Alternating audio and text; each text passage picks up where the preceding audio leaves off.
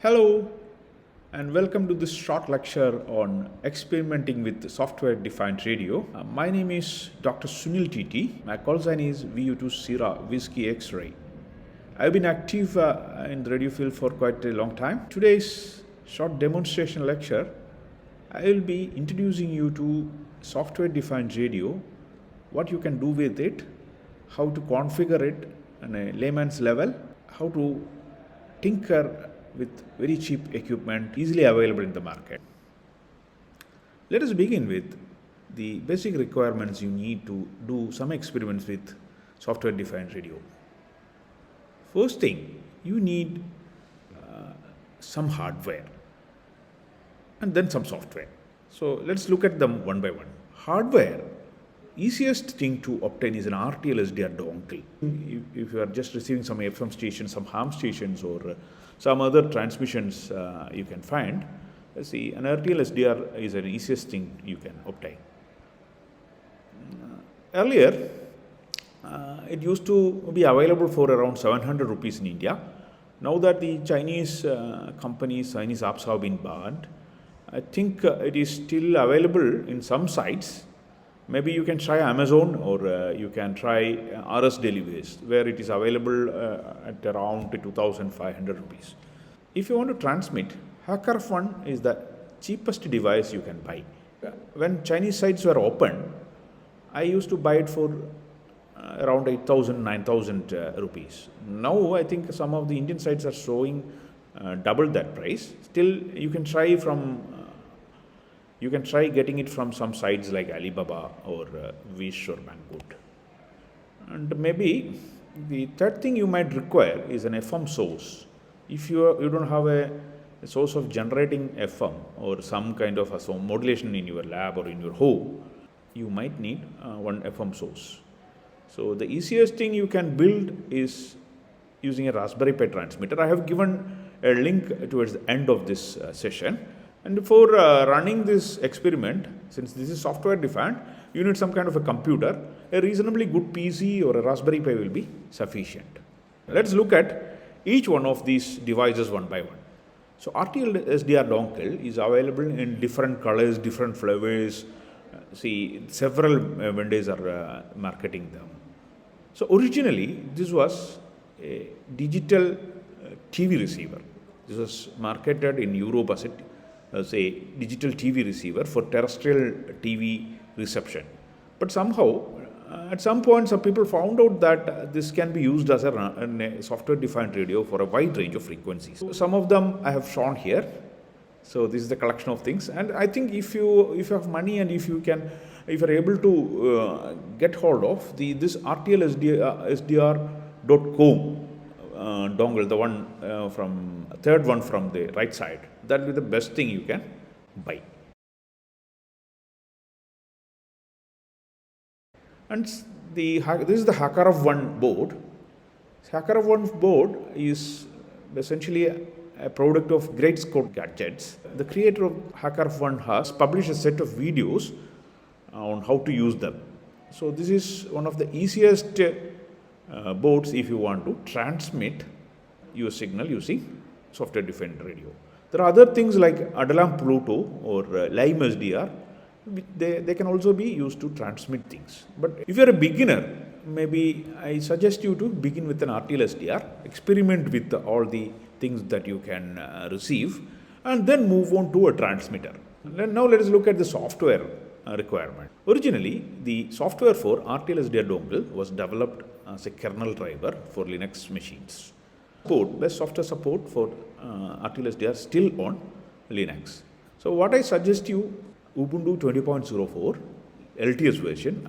In my later slides, I will just show you how to install some of the software on LTS, Ubuntu LTS.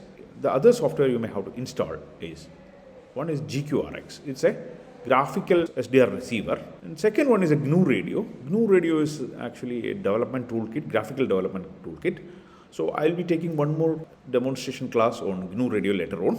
So you can have Cubic XDR. I think Cubic works on Mac also. There is plenty of other software you can try out. Your mileage may vary. As I told you earlier, the best thing is to install or experiment on Ubuntu or on some Raspberry Pi variations of Debian. This is where you get Ubuntu. You download the 20.0 for a desktop. So when you install this to a computer and boot it, you will get this kind of a screen.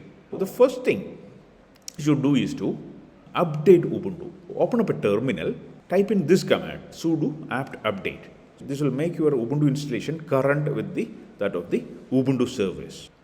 Now the next thing you have to install is GNU Radio. GNU Radio is a fantastic project. It has a lot of plugins, lot of support for many of these software, and there is an active mailing list. There are many developers. So you can install GNU Radio directly using apt command, apt install GNU Radio. On the other platforms like Windows, you have a installation package. On Mac also, I think you have an installation package. You can try installing on your own. Actually, the GNU Radio comes with around 1 GB of download. See, load of packages will be installed. Almost every the underlying libraries, packages, or other drivers needed for your software-defined radio experiment will be installed directly using this apt install GNU Radio. Once you have installed everything, you can just try out whether your system has GNU Radio, all the RTL support, etc. installed. What you can try to do is, you can type RTL on the command line. You open up a terminal, type RTL, then just press tab. If it shows up all these command line commands, all these commands like RTL test, RTM, LFM, etc., then I think your software installation is pakka. Don't worry, you see about all these command lines. We are not using much of command line right now. So if you don't understand this step, you can just skip it. Now next step is to install your GQRX graphical front end for SDR. Installation is very easy. You see, you do apt install, say GQRX SDR. So this will download automatically from internet and install the necessary software. Now let us look at what we can do with a software-defined radio. The first thing, as I told you, is to get hold of this device, this RTL SDR device. And I was working on an Adafruit RTL Dongle, which I purchased. So this is the one that I'm using here. So it has a small antenna here. Probably you might be seeing this. Then there's a small cable, and this is the antenna. So let us examine what is inside this. This particular dongle has two very important integrated circuits. One is the R820T tuning chip. The second one is a digital demodulator, RTL8282 from Realtek. The other one is a Rafael 820T tuner. So this is the overall structure. There's a 28 megahertz crystal, and maybe there's an MCX connector. So there's an IR sensor and a power LED there. I think this comes with a remote, so which is pretty useless for our SDR applications. I had already mentioned that this was originally meant as a TV receiver. So that remote is for the TV reception. This is the internal of this particular board. So let us move ahead and see what is the block diagram of this dongle. So here, see, the typical block diagram is like this. So there's an antenna which gives you RF in. Then that Rafael Micro 820T is a tuner chip. You can tune it digitally from your software. And there's a digital demodulator. Its parameters also you can set. Then it comes to your USB.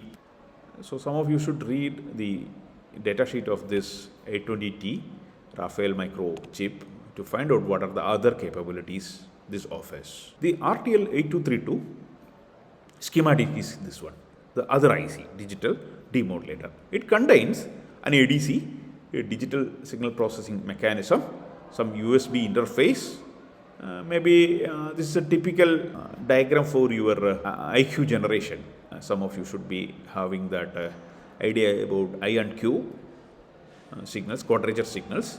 So I'm not explaining it right now. Maybe in a later session I might explain what exactly I and Q and how you generate different modulation schemes from I and Q, etc. So let us skip it. You have your dongle ready for demonstration. So don't plug in. You keep it with you on your side. Open up a terminal. Type in this command, lsusb. This Linux command actually lists what are the USB devices attached to your system. So just type in this lsusb and find out what are the devices that are attached to your system currently. Now, you plug in the dongle and run this lsusb again. Now, you will find out that a particular new entry has come here. You can see that in my case, it came, what's shown was that Realtek Semiconductor Corporation, RTL, that 2838 DVB-T, etc. This means that your system has recognized your dongle. So unless your system recognizes this dongle at the kernel level, nothing will work. This particular step is very important. So you should make sure that your dongle is recognized by the system. What happens is that when you plug in, what actually happens is that the Linux system will automatically load the kernel drivers for this particular dongle. Okay, so you can actually make sure that your kernel driver has been loaded by typing one more command. This is not very essential, but you can still try out. So that command is dmesg. You can type in dmesg. So this will display something like this. So I have marked that the information regarding RTL 28332 provided by the kernel here. So if everything is okay, you are ready to go. At this point, you should make sure that your RTL SDR dongle is connected to your system and it is properly recognized. We will try to receive some signals using GQRX.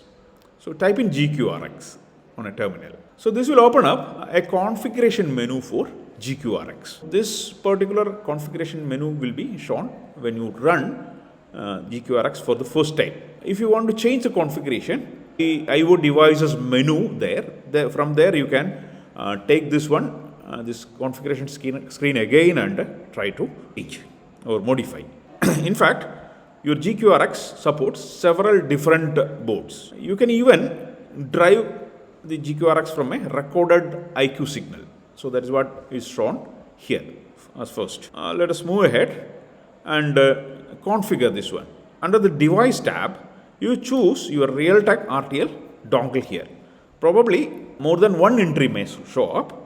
If one of the entries is not working, you should try the other entry. GQRX software supports several hardware mechanisms. See, some of them are shown here. So anyway, I have chosen this Realtek RTL dongle here. Now this is the setup. See, Realtek RTL 2838 RTL is equal to 0. See these device strings, all these parameters, you can there are some meanings. You should look onto internet and find out what all these things mean. So there are two things: IQ input and the other one is audio output. Audio output you can keep it as default. You need to configure the receiver. You have configured the device. Now you need to configure what you are planning to receive. When you open up GQRX, there are three panes. So one is the receiver pane, which shows the receiver frequency, that waterfall diagram, etc., etc. That is on the left side. And in the receiver options pane, you can set what all things you want to receive. So you see, I have set the frequency. The current frequency is 871 megahertz here. So you can vary that. So filter type, filter width, filter shape, also the mode you can change, AGC, all these filter things. And the bottom pane, it shows how your audio is processed, how much bandwidth audio has, or what should be the audio gain, etc. Whether you should apply some noise blanking, etc. You can try out all these parameters here. I will be receiving a local FM station now. So in order to receive that local FM station, I have set the parameters to like this. See, my frequency is 107.101.7 megahertz. I think that is the frequency of Trivandrum Anantapuri FM. Filter I have kept filter width, shape, etc. normal. And see, for decoding FM station, I have put out WFM, wideband FM, stereo, AGC medium. These are the other things you can leave alone. Once you have done this, you can start the receiver. On the top left corner, there's a start button or play button. You can press that.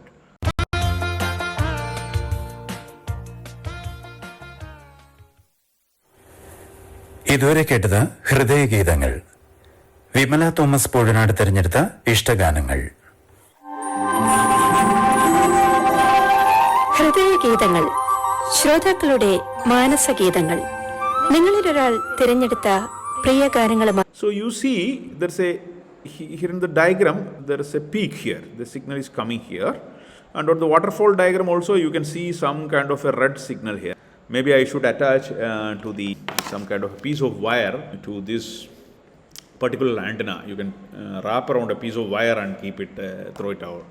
Maybe 2 meter, 3 meter wire will drastically improve the reception. So this is how you will be receiving. Trying to work with this one, what may go wrong? These are some of the issues that I faced. You may have to attach an external antenna to the dongle, and one thing you can do, you can cut open this particular cable, connect an external cable, coaxial cable outside, and try to receive using a real big antenna. Say maybe an old TV antenna. I think FM is a 3 meter band. Maybe you need a 3 meter dipole or something like that to get proper reception. Even if you have a good antenna, maybe you can even receive very distant FM stations. Other option is to run an FM transmitter. FM transmitters are available in the market.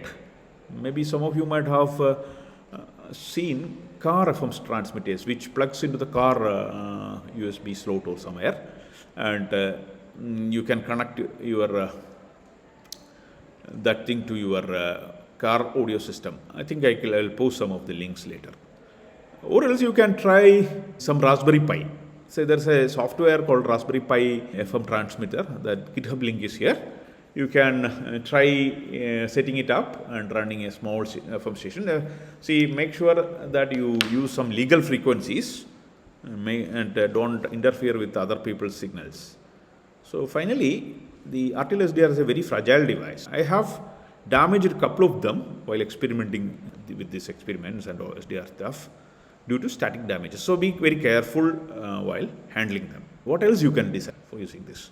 So of course, anything from 24 megahertz to 1.8 gigahertz, that is what the specific spec sheet of this particular dongle says. But some of the newer variety can tune up to say 3.4 or some above. And there are many signals out there. Maybe you have aircraft traffic, you have your local supermarket people talking to each other, maybe some ham stations on VHF band. A lot of other signal transmissions are there. You can try some of them. The next question you might ask is whether it is legal. Then I think I will say that your mileage may vary, because if you need licenses for some of them. There are some free bands. You look into proper WPC documents for. In fact, Government of India runs a wing called Wireless Planning and Coordination Cell, which monitors wireless transmissions and illegal usage of wireless. Then another thing you can try to listen is WebSDR. WebSDR actually captures signals in a dongle or some kind of device like HackerOf1 or some LimeSDR also, etc. And then they retransmit this onto internet. So there is a software named OpenWebSDR which you can try.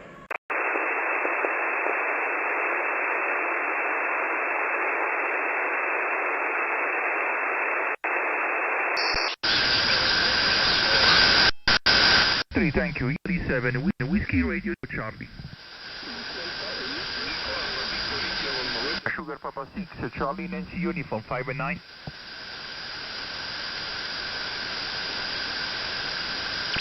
Thank you. 73 for the WRTC award calling Italy 7 Whiskey Radio Tango Charlie.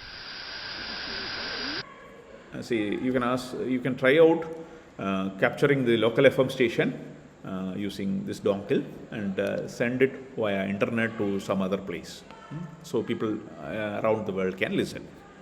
Next thing is something called Q100. There's a Q100 satellite situated above Africa. It's a geostationary satellite. There is one transponder dedicated to ham band transmissions. So hams around the world can point their antennas, dish antennas to the Q100 and capture. I have set it up at my home. Maybe around, you will have to spend around 10,000, 50,000 rupees for the entire antenna receiver setup. There is a web SDR interface to that Q100, and I will show that in the next slide. Another thing you can try out is a NOVA weather satellite. Some of you can run as a mini project. Say, like, you build an up converter to capture the local shortwave stations and convert it into higher frequency and listen to your shortwave. There are certain ideas on the internet you can try out. So, you can see, I told you that the lowest frequency is 24 megahertz. There are some dongles which supports even lower frequencies. Okay, so this is that Qatar Oscar 100 Q100 narrowband web SDR in running. You can you can try out that link from here. You can click on this link and listen to live web SDR in your on any of your computer, mobile, or whatever device you have. Okay. Tutto non lavare, controllare. E su quell'altro, fastidiosino. So that concludes this basic introduction to software defined radio. In the next session, I will try to introduce you to GNU Radio, how to build radio systems using GNU Radio. If you have any questions, you can ask me now. Thank you.